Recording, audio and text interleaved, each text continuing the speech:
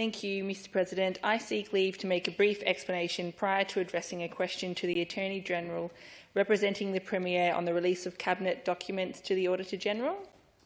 Is leave granted? Leave is granted. Thank you. At a hearing of the Budget and Finance Committee on the 7th of November, the Auditor-General confirmed that on 7 occasions he asked for the release of Cabinet documents from this government and that all 7 requests have been refused. He advised that up until that point it had been a standard and approved practice to be given access to Cabinet documents on request. I understand that the former Liberal government released Cabinet documents on request and that the Liberal leader has given approval to the Chief Executive of the Department of Premier and Cabinet for the release of Cabinet documents from the former government's time in office. It was the Auditor-General's understanding that in the majority of Australian jurisdictions it is standard practice to release Cabinet documents to the Auditor-General upon request for the purposes of fulfilling their responsibilities to Parliament. Without access to key Cabinet documents, the Auditor-General has expressed concern that the audit process may be significantly slower than otherwise expected.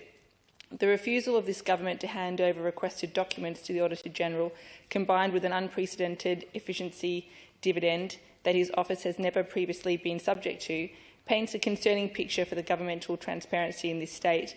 My questions to the Attorney-General representing the Premier are: what is the government's justification for refusing all 7 requests to release key Cabinet documents to the Auditor-General?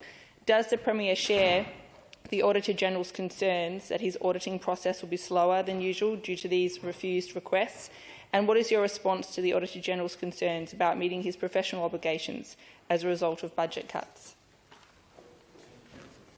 The honourable member for a question. My understanding is that governments of both stripes over history have not given access to Cabinet submissions or Cabinet notes from time to time.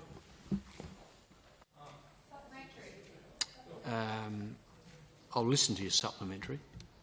It's a very short answer.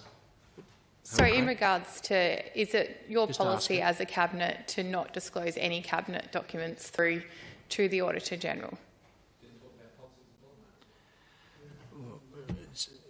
You're obviously not going to answer